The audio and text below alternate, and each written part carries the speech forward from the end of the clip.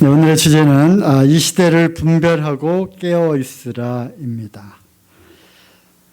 이 시대를 우리가 분별하는 여러 가지 면들이 있는데요.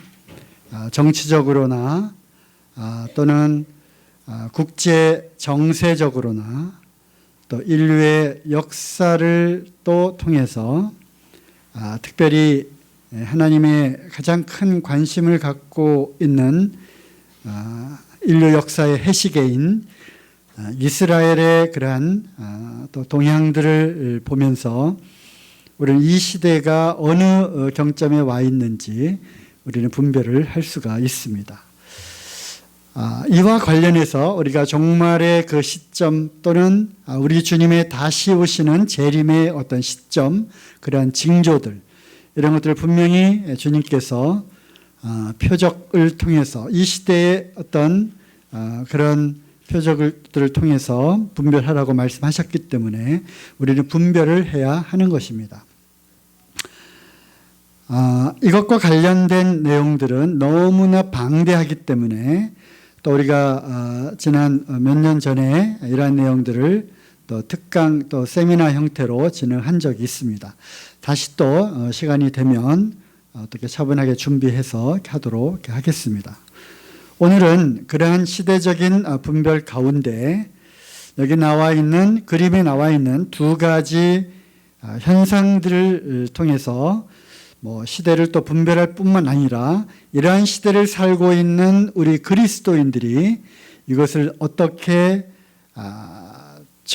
적응하고 그 다음에 이런 것들을 또 어떻게 우리가 잘 사용할 수 있는지 이런 부분들을 좀 교제하기를 원합니다. 이 두 가지가 뭐인 것 같아요? 밑에는 뭐 같아요? 로봇이기도 하고 인공지능이죠. 이러한 시대에 우리가 이제 들어왔습니다. 또 위의 그림은 뭐죠? 스마트폰이죠, 그죠? 갤럭시 노트를 선전하는 이 스마트폰에 전시한 All Seeing Eye, 모든 것을 보는 눈, 그 다음에 일루미나티라고 하는 광명의 그러한 빛으로 이렇게 디자인을 한, 어쨌든 이 스마트폰 시대에 우리가 살고 있는 이 두 가지 문명의 시대에 우리가 들어와 있는 이런 것들을 한번 살펴보고요. 그 다음에 이러한 것을 분별할 뿐더러 그 다음 주제는 뭡니까? 깨어서 기도하는. 그러므로 이러한 것들 우리가 어떻게 지혜롭게 잘 사용할 것인가, 이런 부분들을 한번 교제하기를 원합니다. 말씀에 또 시간을 절약하기 위해서 말씀을 또 여기다가 적어 놓았습니다. 이것도 시대의 흐름이 이제 많이 바뀌어 가죠. 오늘은 성경을 다 찾아서 함께 읽고, 물론 그것이 굉장히 효과적입니다. 하지만 또 이렇게 디지털 시대에 또 말씀을 이렇게 띄워놓고 바라보기만 하는 또 이런 시대에 우리가 살고 있습니다. 어차피 좋은 거는 아니죠. 직접 자기 성경을 찾아서 읽어야 되는데, 오늘 앞에 제시되는 말씀들은 또 우리가 익히 잘 알고 있는 말씀들이기 때문에 또 시간 관계상 여기다가 적어 놓았습니다. 불법의 비밀이 이미 활동하였으나 지금 막는 자가 있어 그 중에서 옮길 때까지 하리라. 여기 나오는 이 말씀을 통해서 이 불법의 비밀이 활동을 하고 있다고 하는 것입니다. 사도 바울의 시대뿐만 아니라 지금은 사단이 자기의 때가 얼마 남지 않았음을 알고 더 맹렬하게, 더 열심히 이 불법한 그러한 일들을 통해서 이 세상에 이러한 것들을 비밀리에 다 깔아 놓았다고 하는 것이죠. 그리고 이 불법의 비밀을 뒤에서 조정하는 그런 사단의 영이 있고, 이제 앞으로 나타나게 될 적그리스도가 바로 이 불법의 비밀이 비밀스럽게 활동하다가 이제 때가 되면 나타난다고 하는 것이죠. 두 번째 말씀은 이 세상 신이 믿지 아니하는 자들의 마음을 혼미케 하여 그리스도의 영광의 복음의 광채가 비치지 못하게 함이니 그리스도는 하나님의 형상이니라. 하나님의 온전한 형상이신 예수 그리스도를 알지 못하도록, 깨닫지 못하도록, 그분께로 가지 못하도록 연막을 쳐놓는다는 것이죠. 안개를 채워놓아서 혼미케 만든다는 거예요. 혼미. 무엇을? 사람들의 정신을, 사람들의 이 영혼을 혼미하게 만드는 거예요. 그래서 술 취한 자들처럼, 또 멘붕이라고 표현하죠, 요즘에는. 그래서 뭐가 뭔지 그러한 의식조차 하지 못하는 그러한 상황으로 몰아가고 있는 거죠. 누가요? 이 세상 신. 이 세상의 권세를 잡고 있는 이 악한 사단의 영들이 활동을 하고 있고, 그들의 궁극적인 목표는 뭐냐? 바로 하나님의 형상이신 예수 그리스도께로 나아가지 못하도록 하는 그러한 모든 책략과 모든 계략들을 이 세상 가운데 쭉 펼쳐 놓았다고 하는 것입니다. 그러므로 우리는 분별해야 되는 것입니다. 그때 너희가 그 가운데서 행하여 이 세상 풍속을 좇고, 우리도 구원받지 않았다면 그 혼미하게 취한 상태에서 이 세상 신, 사단이 깔아놓은 이러한 모든 것들을 맛보고 음미하고 그 가운데 빠져서 이 세상 풍속을 따르고 있었을 터인데, 그리고 공중의 권세 잡은 자를 따랐으니 곧 지금 불순종의 아들들 가운데 역사하는 영이라. 우리는 그 가운데서 참으로 감사하게도 놀랍게도 기적과도 같이 그 가운데서 예수 그리스도를 우리는 발견한 것이죠. 하지만 앞으로의 세계는 이러한 것들이 더욱더 혼미케 할 뿐만 아니라 특히 이러한 적그리스도의 영에 사로잡혀 있는 이런 사람들, 그 사람들은 이 진리의 말씀을 순종하지 않는, 그래서 성경에는 이들을 불순종의 아들들, 불순종의 자녀들이라고 말하는 것이죠. 그들 안에는 바로 이러한 적그리스도 영이 활동하고 있다는 것입니다. 우리 안에는 누가 계십니까? 바로 그리스도의 영, 성령으로 인침을 받아서 우리의 혼과 혼, 즉 우리의 지정의, 이것이 우리를 구원하신 그리스도의 영으로 이제 온전히 지배를 받아서 그 인도함을 받아서 우리는 그리스도를 닮아가는 그런 성화의 삶을 살아가는 것이죠. 하지만 그와는 달리 구원받지 않은 사람들의 그 영혼, 그 그릇 속에는 바로 이러한 이 세상 신이 넣어놓은 적그리스도의 영이 안에 있다는 것입니다. 그러므로 그들의 정신세계는 바로 이러한 불순종의 그러한 영들로 있는 것이죠. 그러므로 성령을 대적하는, 그리고 그리스도인들을 미혹해 하는 그러한 일들을 한다는 것이죠. 때로는 자기들이 무엇을 하고 있는지 알지도 못한 채, 또 때로는 그것이 그리스도인들, 즉 교회를 핍박하는 일이다, 또 교회를 해체시키는, 교회를 망하게 하는 일이다라는 것을 고의적으로 하는 그런 악한 영들의 활동도 있다고 하는 것입니다. 그러므로 잘 분별해야 하는 것입니다. 재물과 하나님을 겸하여 섬길 수 없느니라. 요즘 우상, 요즘 그 신, 세상 사람들의 신은 뭐예요? 바로 돈입니다. 맘모니즘입니다. 그러므로 나는 돈을 벌기 위해서 또 많은 사람들이 또 돈을 따라가죠. 그래서 그 있어야 되는 하나님의 자리에 돈이 있는 것입니다. 그래서 돈이라면 무엇이든지 하게 되죠. 괴테의 파우스트를 보면 거기에 내가 너를 수십 년 더 젊어지게 하겠다. 아주 멋진 그런 젊은이로 내가 바꿔주겠다. 사단이 접근을 합니다.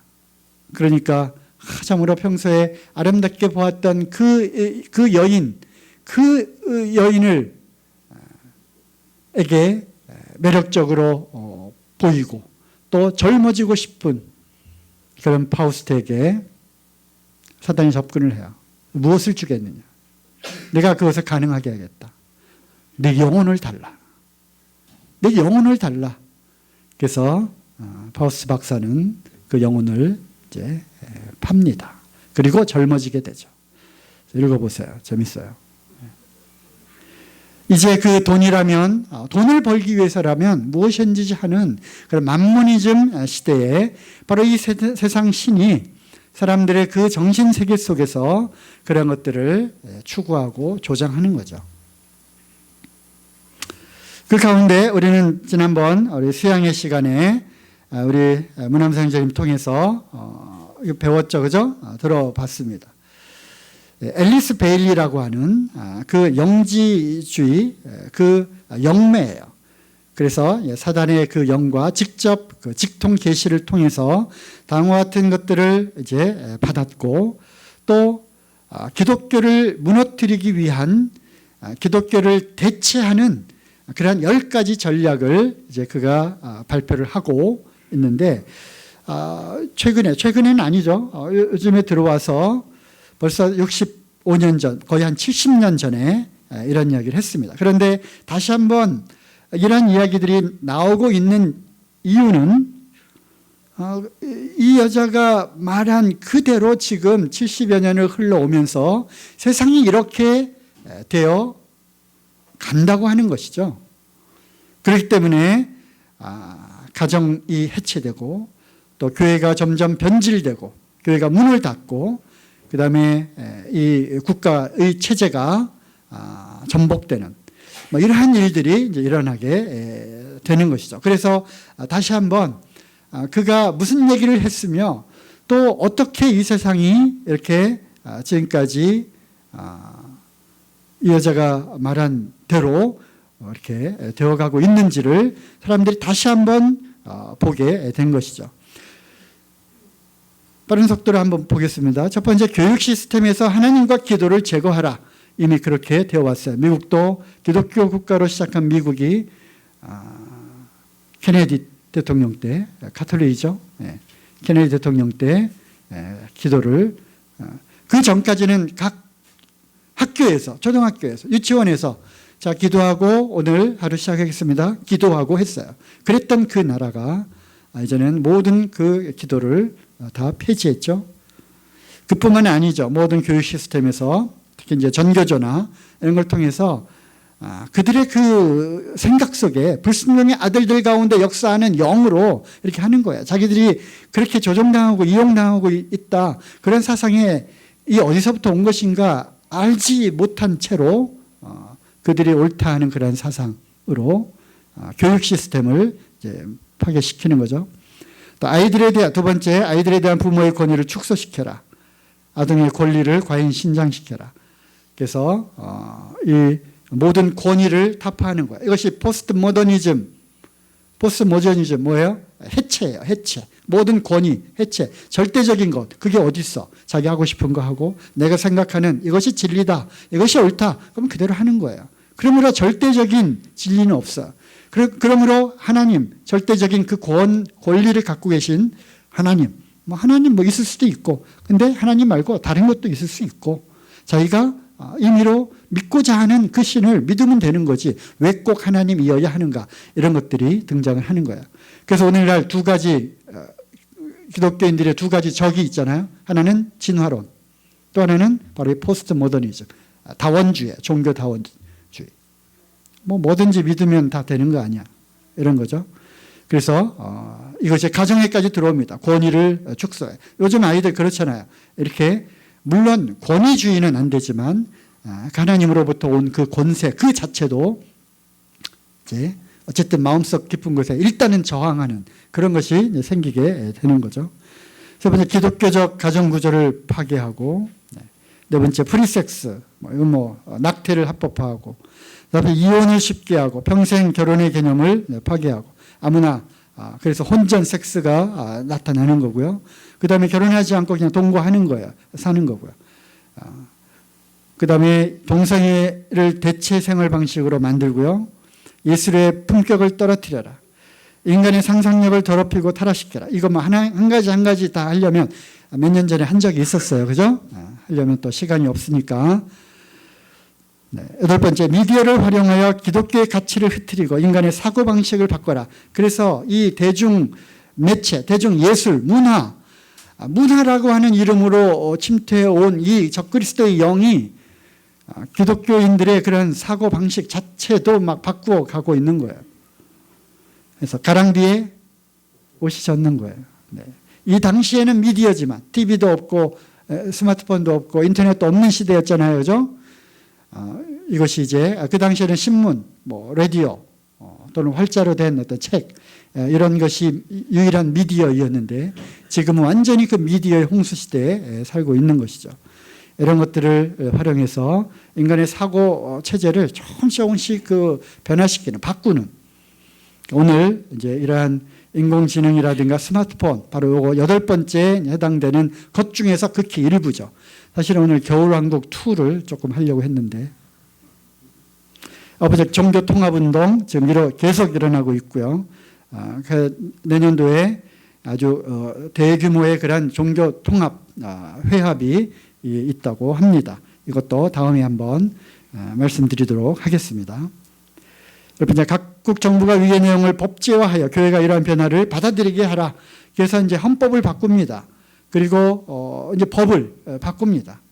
법을 바꾸면서 교묘하게 이러한 기독교를 무너뜨리는 그리고 가정과 교회를 해체시키는 이 기독교적인 그 정신을 이제 파괴시키는 그러한 법들을 아주 좋은 그런 이름으로 포장해서 거기다가 이제 넣는 거죠. 이미 법으로 딱 규정이 되면 꼼짝 덜썩 못하는 거죠.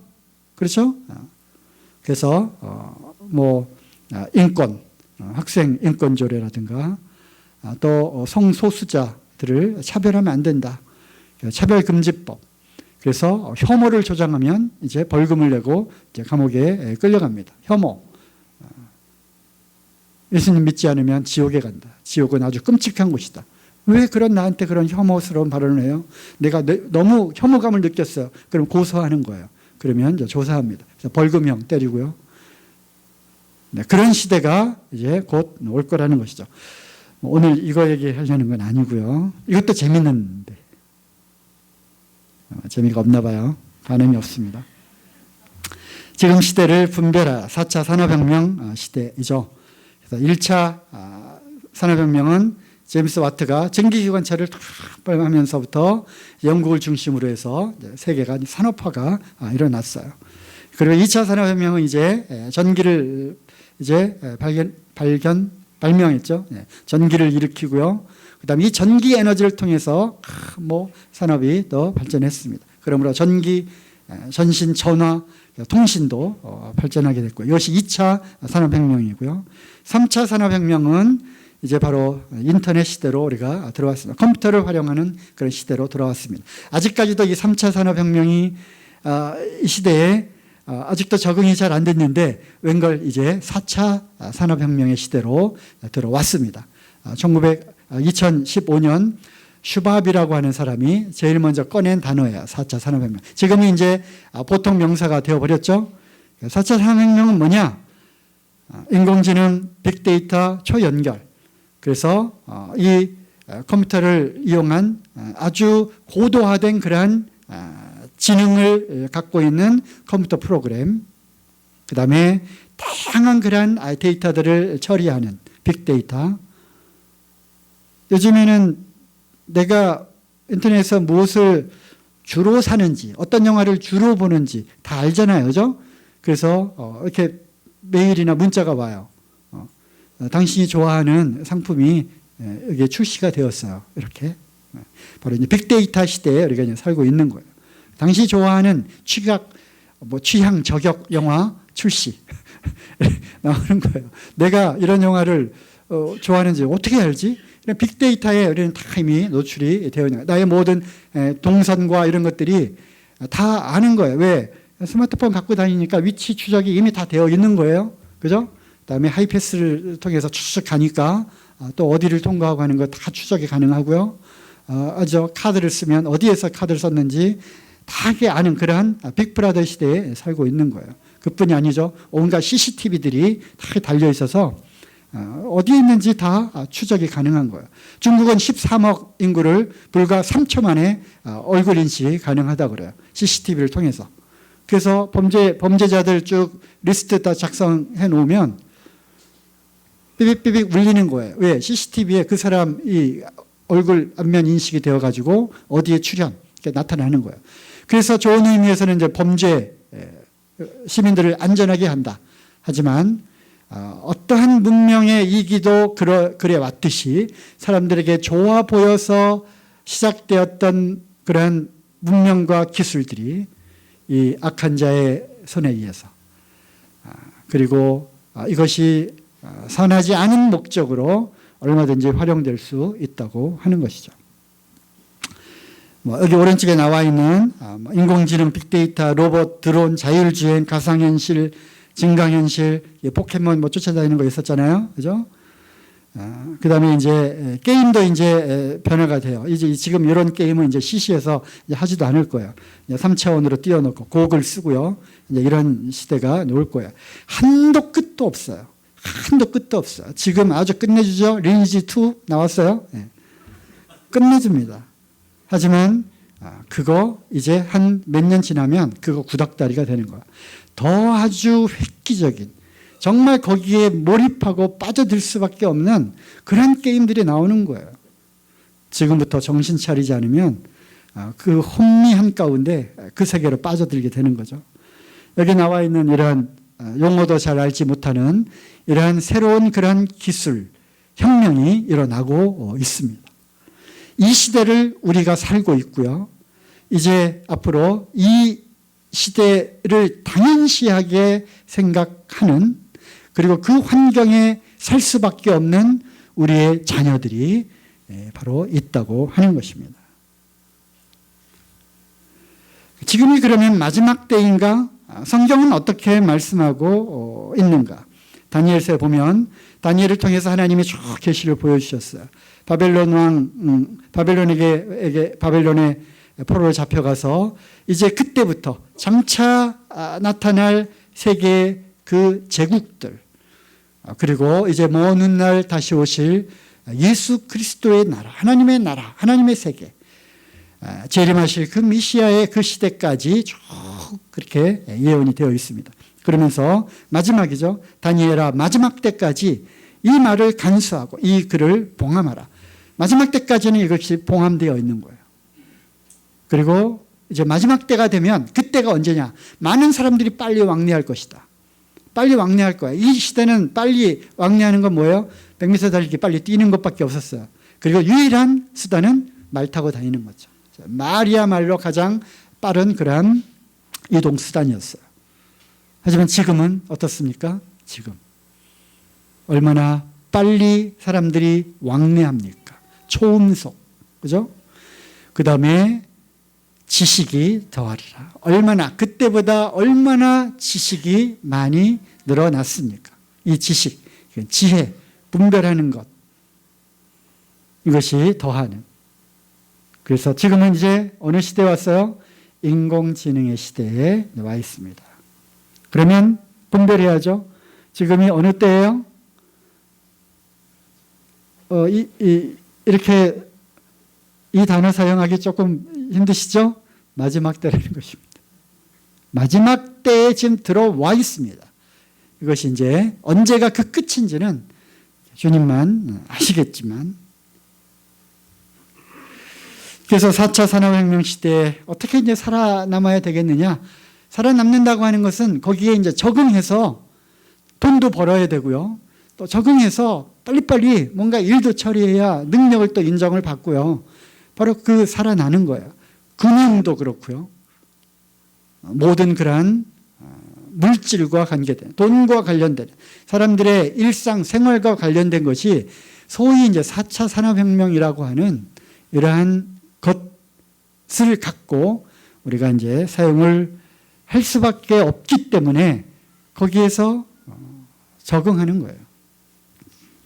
그 다음에 5G 이제 개통이 됐잖아요. 그죠?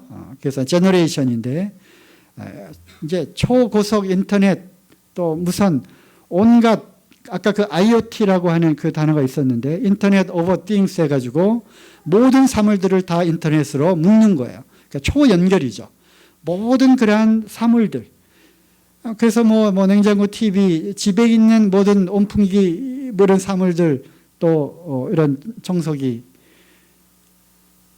뿐만 아니라 어쨌든 컴퓨터 칩이 들어가 있는 모든 사물들을 사람 포함해서 사람도 컴퓨터 칩이 이제 박힐 때가 오겠죠. 이거 사용하는 거 불편하면 이런 것들을 다 서로 초연결하는 그리고 아주 초고속으로 정보들을 뿌려주는 엄청난 이런 네트워크 시대가 이제 온 거예요.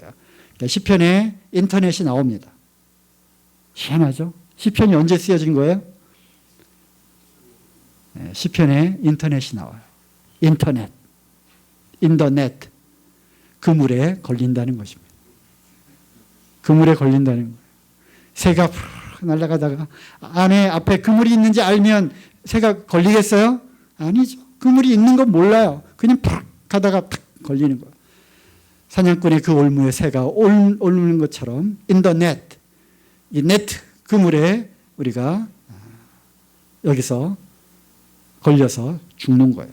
정신 차려하지 않으면 이 시대에 우리의 정신세계가 또 우리의 영적인 것들이 죽는 거예요. 정신 차리세요, 우리 학생들. 저희가 아시죠? 이세돌이 지난주에 은퇴했어요. 아쉽더라고요. 저도 바둑을 조금 볼 줄 알거든요. 네. 이게 누구예요? 알파고죠. 알파고 인공지능. 이게 딥러닝의 대명사, 알파고. 그래서 이 구글에서 이제 실험을 했어요.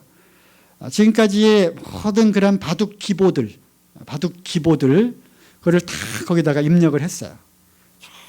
입력을 하고, 그 지능을 이제 갖게 된 컴퓨터하고, 이 시대 최고의 바둑 고수죠. 이세돌. 돌 3개로, 3개만 놓으면 다 이겨요. 3개 딱 놓으면 졌다. 이세돌. 흑산도의 소년. 이세돌 굉장히 저도 나름대로 좋아했는데, 이세돌하고 이제 붙었죠?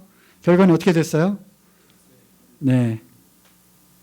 1승 4패.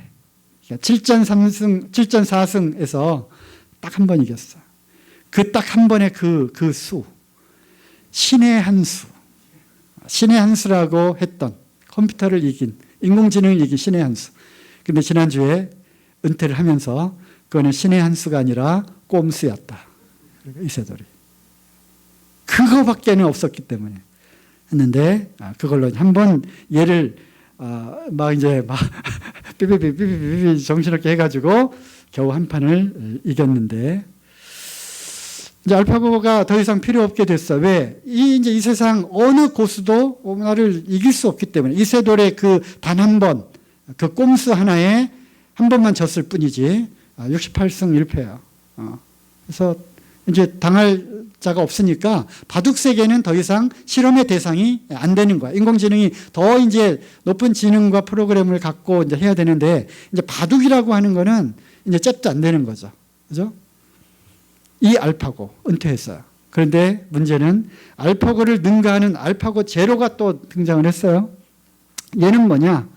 알파고는 기보를 다 입력을 해서 이러이러한 경우의 수들이 있으니까 이런 경우에는 이렇게 놓는 것이 승률이 가장 높은 수였다라는 것을 알고 한 거죠. 알파고 제로는 뭐냐면 바둑이라고 하는 거의 원칙은 요겁니다. 요거다. 소위 단수가 되어 있는 곳에는 놓으면 안 된다. 패라고 하는 거는 한 번 놓고 따고 번갈아 하는 거지, 거기다 계속 2번 놓으면 실격이다. 그리고 집을 많이 차지하는 사람이 이기는 거다. 이러한 바둑의 룰만을 거기다가 딱 입력을 해줬어요. 그리고 이제 붙었죠. 누구랑 붙었어요? 알파고랑 붙었어요. 어떻게 될게요? 백전백승했어요. 알파고 제로가. 그래서 이제 인공지능의 시대가 바야흐로 본격적으로 열린 거예요. 사람의 지능을 능가합니다.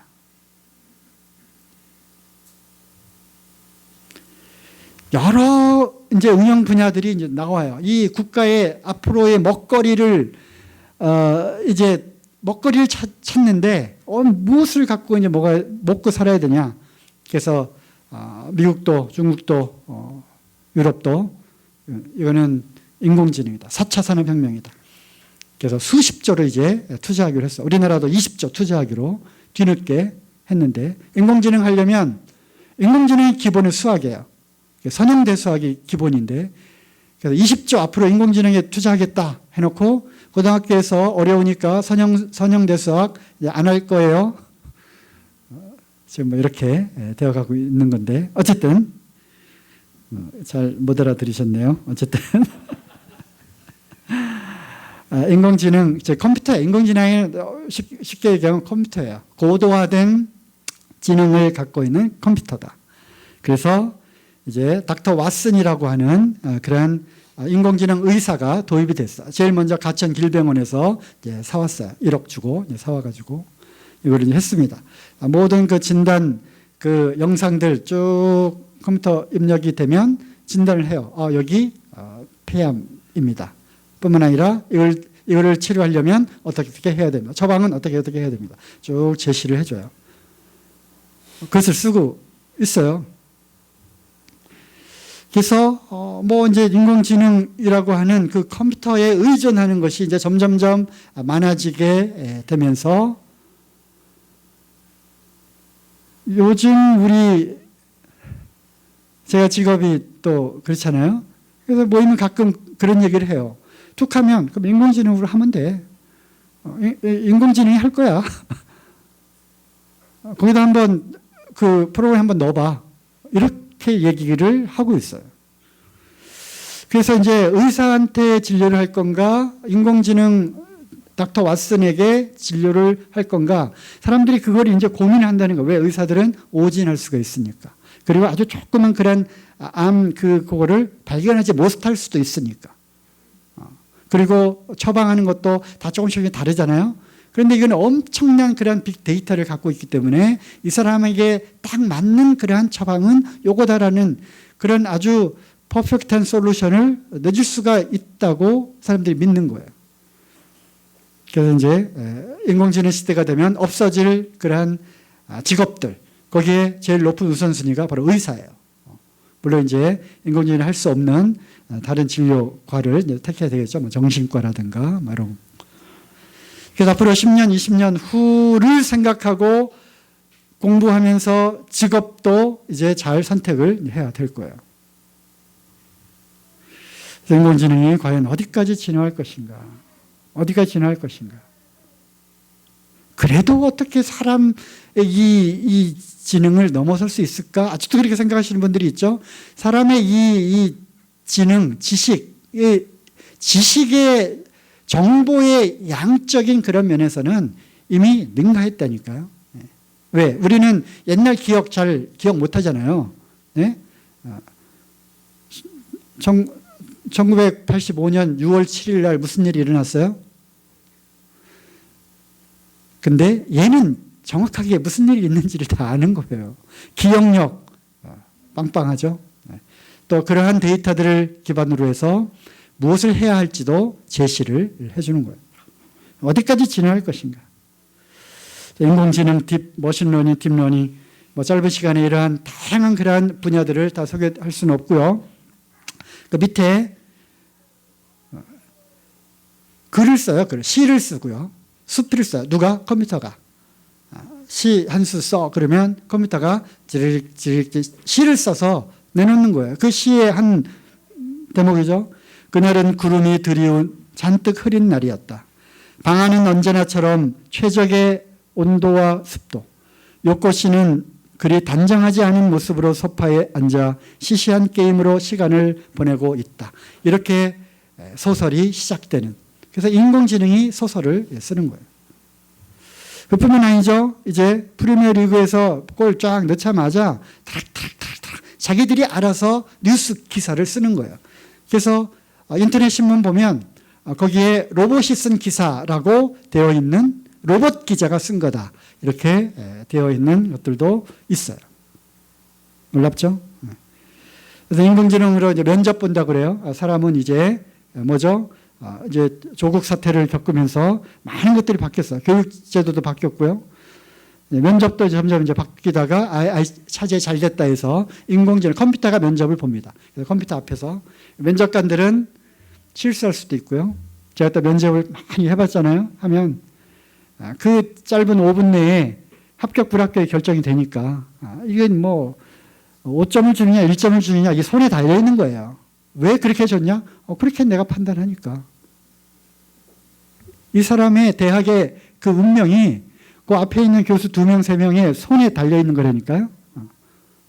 그리고 그렇게 하면 절대 안 되지만 제가 안 되겠습니다. 누가 한마디 하면 빵빵빵 가는 거예요. 똘똘한데요? 그래요? 착착착 합격하는 거예요. 사람은 실수할 수 있지만 컴퓨터는 실수를 안 할 거다. 그래서 인공지능 면접을 합니다. 오른쪽에 있는 거는 인공지능 면접을 어떻게 볼 거냐 이런 과외 학원이 생겨났어요. 공취모 알죠? 공기업 취업하려면 꿈의 직장. 그 다음에 대학도 이제 인공지능으로 면접을 한다고 그래요.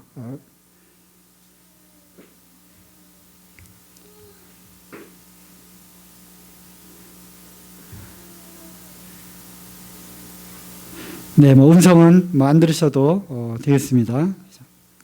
자, 이거는 일본의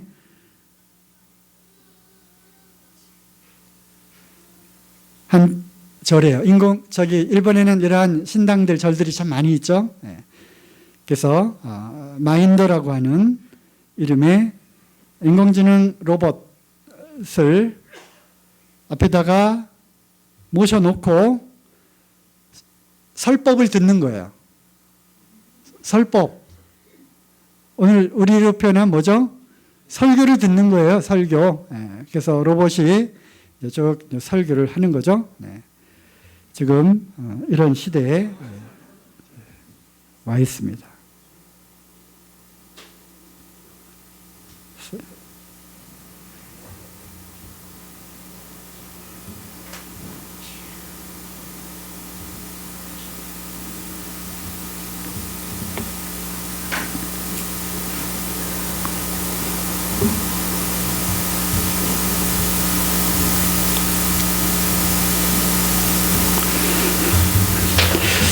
뭐 교회는 뭐 괜찮겠지? 그렇지 않습니다. 인공지능의 신을 섬기는 교회가 탄생을 했습니다. 어이없고 이게 뭐 교회겠습니까만은 그죠? 그리고 이제 그 앞에다 올려놓고 예배를 드리는 이런 지경까지 왔다는 것이죠.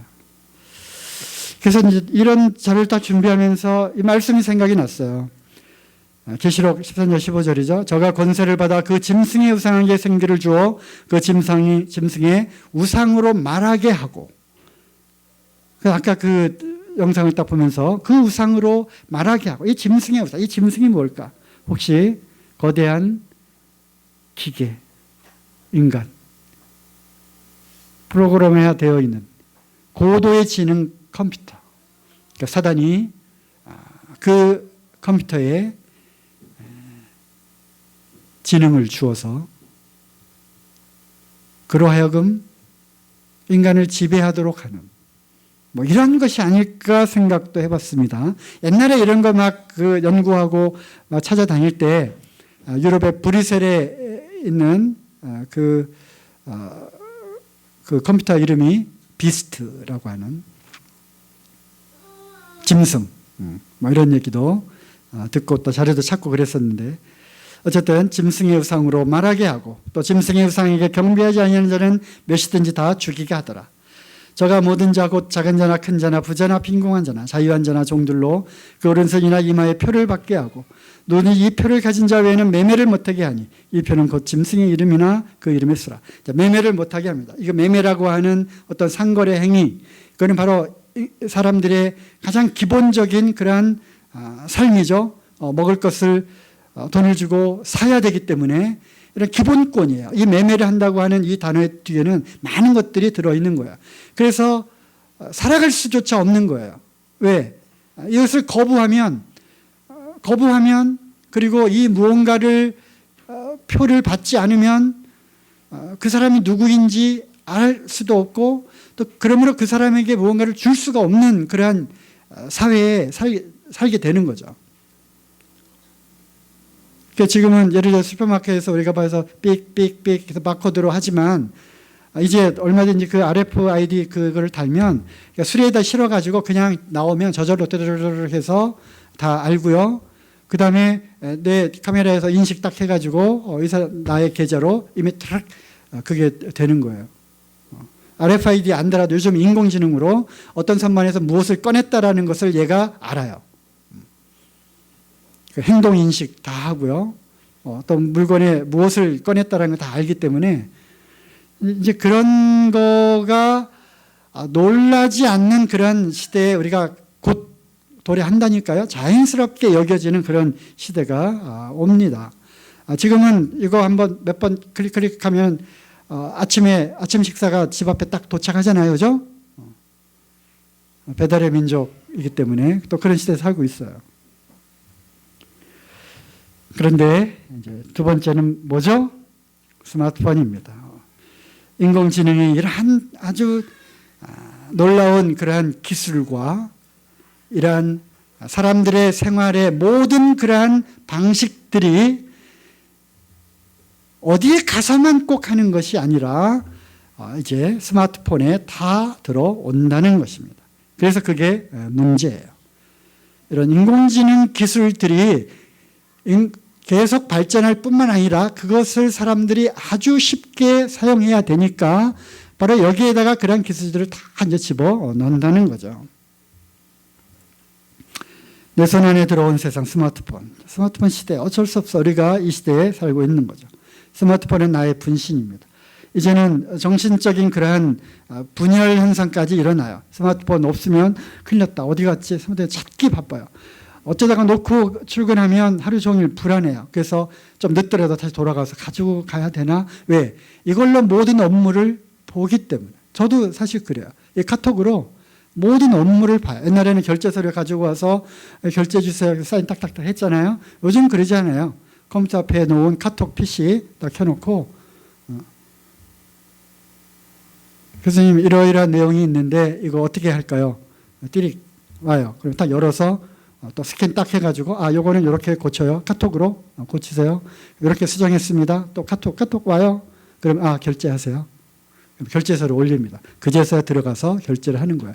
그래서 모든 거에 그러한 카톡으로 모든 일들이 처리되는 거예요. 교수님 이거 도장 처리해야 되는데 이거 어떻게 도장 처리 도장 찍을까요? 뭔데? 도장 처리해 주세요. 알겠습니다. 일들을 다 이걸로 하는 카톡을 하는 거예요. 물건도 다 이걸로 점점점 사죠. 영화표 예매하죠. 우리 학생들 청년들은 이걸로 모든 일들을 다 이제 하는 겁니다. 네, 그래요. 스마트폰이 이제 중독이 되었습니다.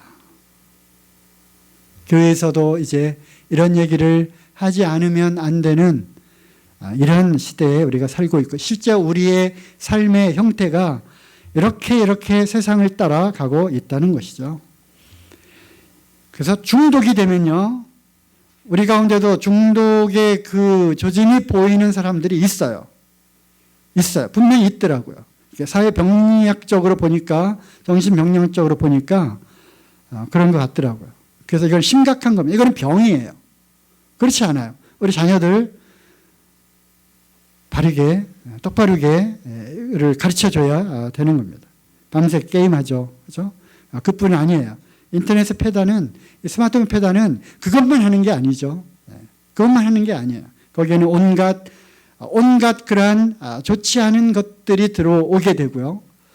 또 요즘 시대 1초, 2초 안에 모든 것을 승부해야 되는 이런 그 세대에서는 툭툭툭툭툭툭툭툭툭 이거 클릭 이거면 끝나는 거예요. 그러니까 온갖 그 분별하고 판단할 그러한 틈도 없이 이 손가락 하나로 그러한 좋지 않은 그런 세계로 얼마든지 들어갈 수 있다는 거예요. 우리 자녀들 스마트폰으로부터 지켜야 하는 겁니다. 중독 위험군, 이미 20대 이하는 중독군에 이미 들어와 있어요. 일기를 다투는 자마다 뭐든지 절제를 배우는, 이걸 사용하지 말라는 건 아니죠. 하지만 우리는 절제하는 절제의 능력을 키워야 되는 거예요. 이건 저절로 되는 것이 아니죠. 성령의 9가지 열매에 절제가 있는 거예요. 이 성령의 능력으로 이제 이러한 세상의 이런 문명의 이기들을 스스로 절제하는 힘을 키워주지 않으면 앞으로 이보다 더하게 살아야 되는 이 세상에 우리 자녀들이 속절없이 거기에 미혹되고 혼미케 되고, 그래서 궁극적으로 그리스도를 바라보는 그 빛이 흐려져 버리는 거예요. 그 영성이 흐려지게 되는 거죠. 얼마 전에 중앙 썬데이에 나가지고 제가 이제 캡처를 해둔 것이 있어요. 제목은 그거야. 스마트폰을 사주는 순간 너를 잃을 수 있다는 게 두렵다.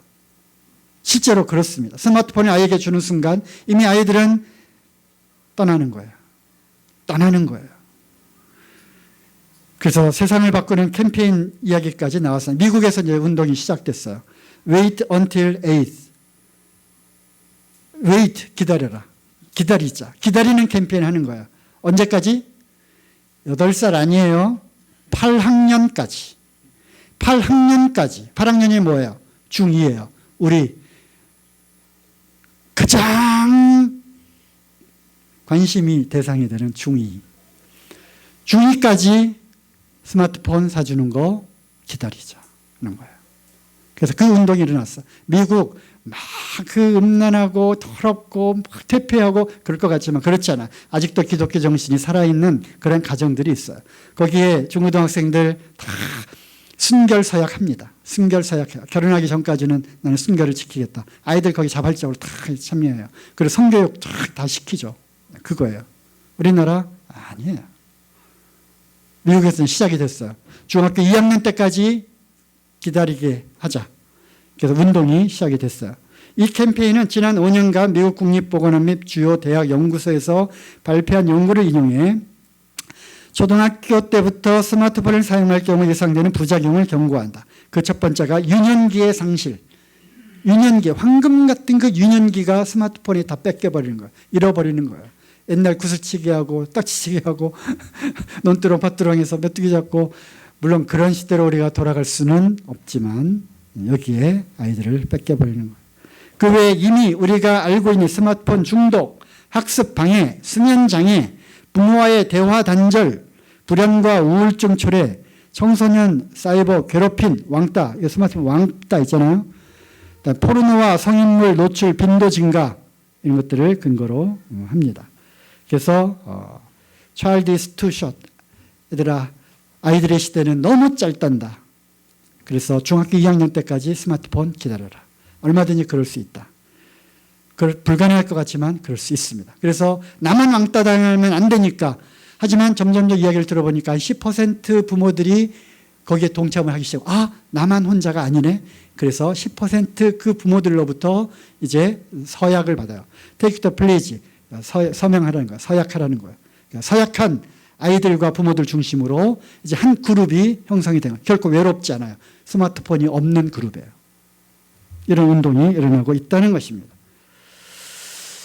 스마트폰의 대중화로 인해 성경 읽는 시간이 축소됐다. 연구 결과 발표됐어요. 스마트폰을 내려놓으면 그제서야 보이는 거예요. 하나님이 보이고요. 가족이 보입니다.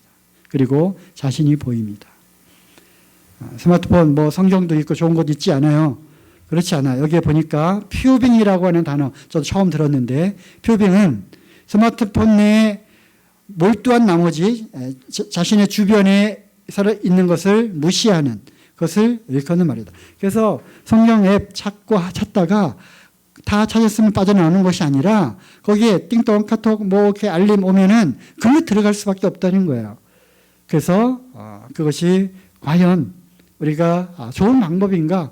물론 연구하고, 저도 이게 헬라어 연구 여기 앱 받아서 해요. 헬라어 단어를 여기서 찾아요. 성경에 나오는. 하지만 이런 것들도 우리가 조심해서 사용해야 됩니다. 나머지 스마트폰 기기 올바른 사용법 내가 자료 드릴 테니까 특히 우리 학생들 청년들 잘 이렇게 보시고요. 부모들도 문제죠. 애들 조용히 시키기 위해서 이러한 것들, 이러한 기기들을 통해서 아이들을 조용히 시키는, 관심을 거기에 쏟게 하는 이런 것들도 자녀 교육에 조금 우리가 생각해야 될 부분입니다. 주일만큼은 로그아웃을 해도 속합니다. 그렇죠? 하루. 왜? 나는 주일날 교회를 가는 사람입니다. 나는 주일날은 스마트폰 통해서 연락받거나 하지 않습니다. 정 급한 연락 있으면 예배당 번호로 전화하세요. 끝. 급한 전화면 예배당으로 전화하시면 제가 받겠습니다. 가능해요. 지혜, 절제, 그 다음에 결단, 것이 필요하면 다니엘의 뜻을 정해서 이러한 왕의 진미로부터 자기를 더럽히지 않도록 그렇게 결단을 했습니다. 이제 마지막으로 이제 실천해야죠. 한번 해보세요. 주일 하루만으로도 온종일 스마트폰 사용하지 않기. 여기서부터 시작하는 겁니다. 그리고 한번 해보세요. 어디 유럽에 가서 30일 버티기 이런 것만 하지 말고 스마트폰 없이 3일 버티기. 그리고 끝난 다음에 스마트폰으로 자랑도 하시고요. 이것이 이제 한 달 갑니다. 갈 수 있어요. 할 수 있어요. 그다음에 옆에 누가 사람이 왔어요. 그래도 누구 왔는지 어쩐지 모르고 스마트폰, 우리는 벌써 이게 중독되어 있어요. 사람이 오면 스마트폰 꺼요. 그래서 우리 대화합시다. 교제하는 거예요. 교회에서도 마찬가지. 저부터도 그렇게 해야 될 거예요. 막 컴퓨터 앞에 왔다가 아빠 왔어요. 왔니? 이러면 안 된다는 거죠. 그 다음에 until 8학년, 그 다음에 골리앗 세상에 다윗으로 살아가기. 무엇보다도 얘들아 하지마가 아니라 나부터 안 할게. 그죠? 그래서 지혜가 필요하고 절제가 필요하고 결단이 필요합니다. 앞으로는 지금 이것을 훈련하지 않으면 앞으로는 이것이 없으면 절대로 살아갈 수 없는 세상 가운데에서 우리가 정말 세상을 따라서 갈 수밖에 없는 거예요. 그래서 정해진 시간과 규칙을 잘 절제하고 지키는 그런 훈련을 하도록 하면 좋겠습니다. 네, 이상 마치겠습니다.